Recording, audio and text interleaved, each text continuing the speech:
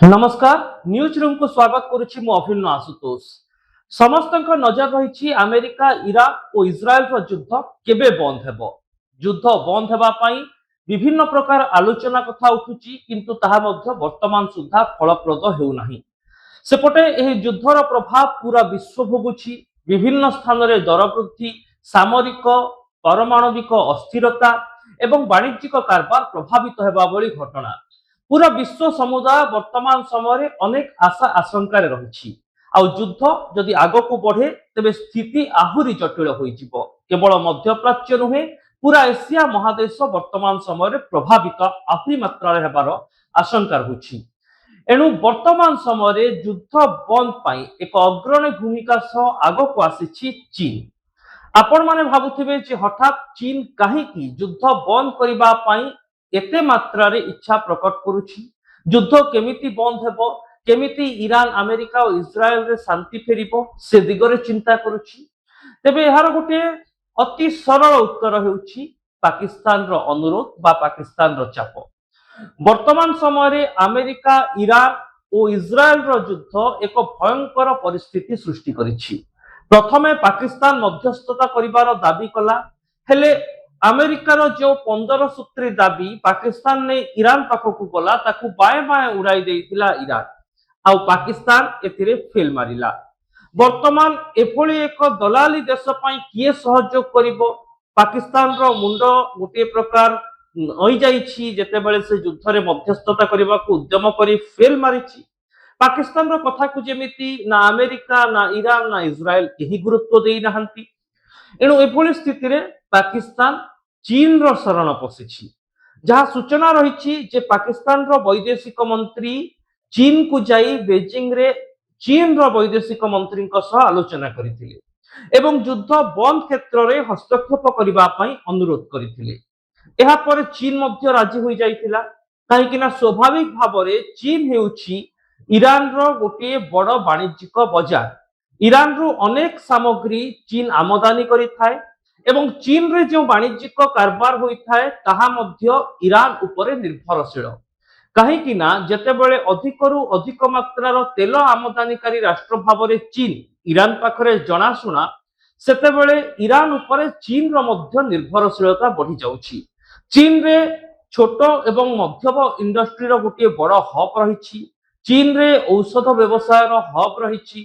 चीन रे खेलना प्रस्तुत हुए, अनेक इलेक्ट्रॉनिक सामग्री प्रस्तुत हुए, अनेक प्रकार सामरिक कार्य नियोजित होउतबा छोट छोट विभिन्न जिनिस प्रस्तुत होइथाय।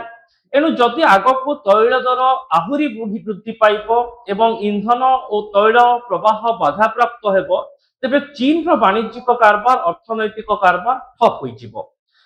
एणु चीन मध्य स्वाभाविक भाव में निजर भविष्य को देखि केमिति युद्ध रे अंत घटिबो एवं चीन जो आवश्यक करुछि अर्थनैतिक एवं वाणिज्यिक सपोर्ट ईरान ठारू ताहा बलवत्तर रहिबो। सेति पई चीन हस्तक्षेप करिबा आरंभ करिछि।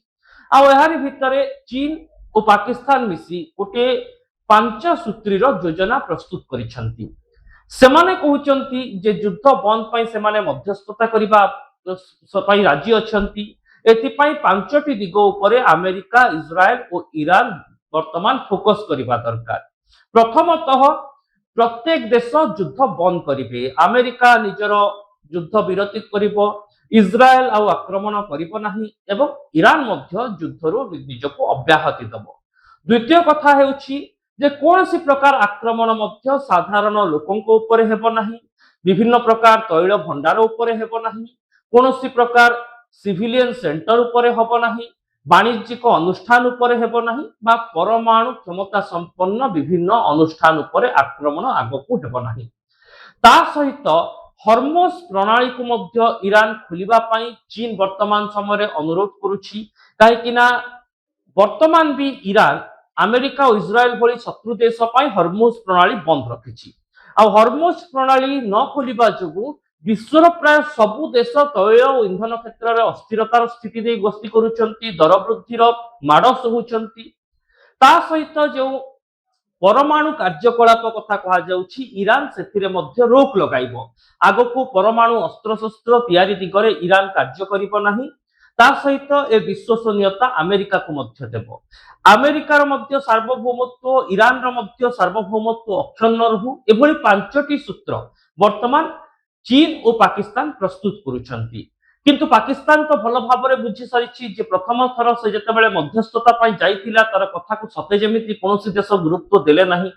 ପାକିସ୍ତାନ ଗୋଟିଏ ଏଭଳି ଦେଶ ଯାହାର ଦଲାଲଗିରି ରହିଛି, ପାକିସ୍ତାନର ଦୋମୁହାଁ ନୀତି ରହିଛି ଏବଂ ପାକିସ୍ତାନ ଆମେରିକାକୁ ଧନ୍ୟବାଦ ଦେଇ କେମିତି ଅପରେସନ ସିନ୍ଦୁର ସମୟରେ ସେ ସୁରକ୍ଷା ପାଇ ଯାଇଥିଲା, ସେ ନେଇ ଗୋଟିଏ ଗୋଲାମଗିରି କରିବା ସ୍ଥିତିକୁ ଆସି ଯାଇଥିଲା, କିନ୍ତୁ ଯୁଦ୍ଧ ସମୟରେ ଆମେରିକାକୁ ସହଯୋଗ କରିପାରୁନାହିଁ। ସେପଟେ ଇରାନ ସାଉଦି ଆରବ ସହିତ ଆକ୍ରମଣ କରିବା ପାଇଁ ବା ସାଉଦି ଆରବକୁ ଆକ୍ରମଣ କରିବା ପାଇଁ ପ୍ରସ୍ତୁତ ହେଉଥିବା କୁହାଯାଉଛି। ସାଉଦି ଆରବ ମଧ୍ୟ ଇରାନ ସହିତ ଯୁଦ୍ଧ ଲଢିବା ପାଇଁ ପ୍ରସ୍ତୁତ ହେଉଥିବା କୁହାଯାଉଛି।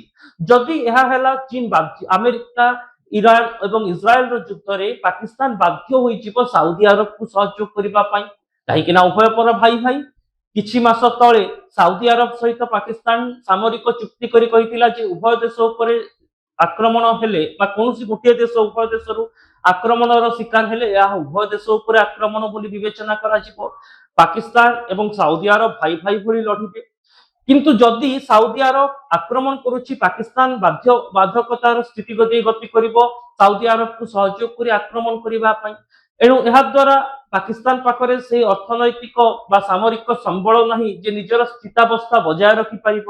ଏଣୁ ପାକିସ୍ତାନ ଚାହୁଁଛି ଯୁଦ୍ଧ ନ ହଉ ଆମେରିକା ଇରାନ ଏବଂ ଇସ୍ରାଏଲ ଭିତରେ, ସାଉଦି ଆରବ ଯୁଦ୍ଧକୁ ନ ଆସୁ।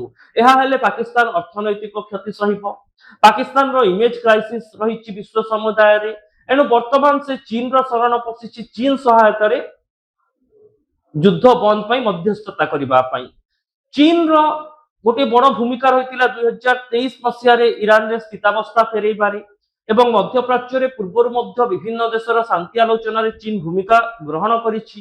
ଏଣୁ ବହୁତ ସମୟ ଧରି କେବଳ ବୟାନବାଜିରେ ଯୁଦ୍ଧ ଶାନ୍ତି ପାଇଁ ଅପିଲ କରି ଆସୁଥିବା ଚୀନ ବର୍ତ୍ତମାନ ଗୋଟେ ଆକ୍ସନ ମୋଡକୁ ଆସିଛି। ଚୀନ ବର୍ତ୍ତମାନ ଯୁଦ୍ଧ ବନ୍ଦ ପାଇଁ ଗୋଟେ କସରତ କରିବ ଭଳି ମନେ ହେଉଛି।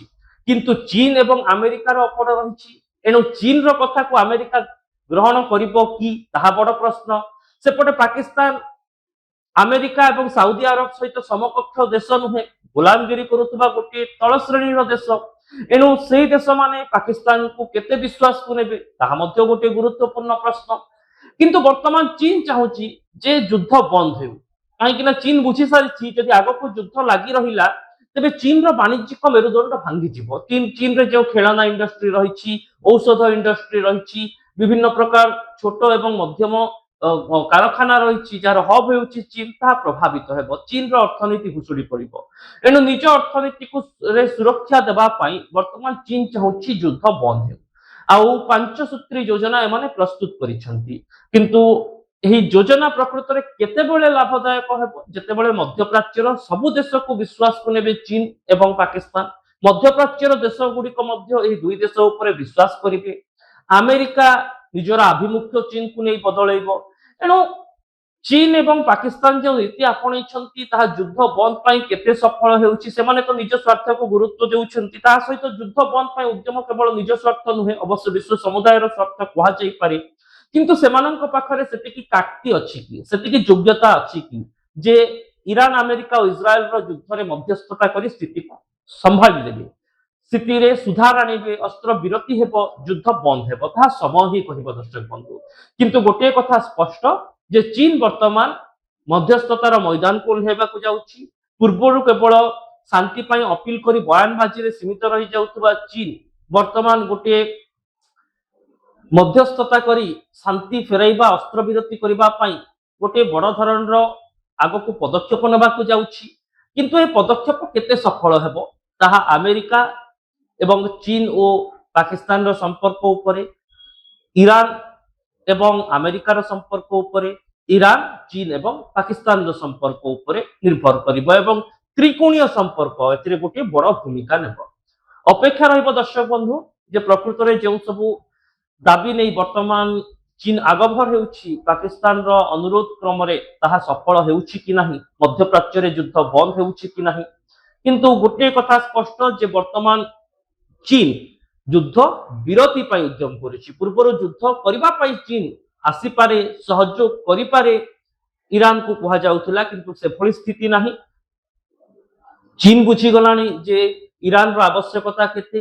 ପାକିସ୍ତାନ ବର୍ତ୍ତମାନ ଦୋଗଲାପନ୍ଥୀ ନୀତି ଭିତରେ ଫସି ଯାଇଛି, ସେ ନିଜର ଇମେଜ ବଞ୍ଚାଇବା ପାଇଁ ଚାହୁଁଛି, ଏଣୁ ଚୀନ ସହାୟତାରେ ସେ ଯୁଦ୍ଧ ବନ୍ଦ ପାଇଁ ଉଦ୍ୟମ କରିବ ବୋଲି କହୁଛି।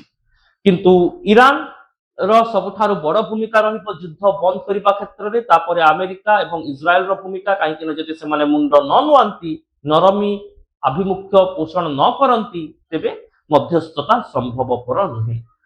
ତେବେ ଏଭଳି ଅପଡେଟ୍ ଦେଖିବା ପାଇଁ ନ୍ୟୁଜ୍ ରୁମକୁ ଆମର সোশ্যাল ମିଡିଆ ସାଇଟ୍ ୟୁଟ୍ୟୁବ ଓ ଫେସବୁକରେ ଲାଇକ୍ କରନ୍ତୁ, ଆମ ଚ୍ୟାନେଲକୁ ସବସ୍କ୍ରାଇବ କରନ୍ତୁ ଓ ଭିଡିଓ ଉପରେ ନିଜର ମତାମତ କମେଣ୍ଟ ବକ୍ସରେ ନିଶ୍ଚିତ ଲେଖନ୍ତୁ। ରହୁଛି, ନମସ୍କାର।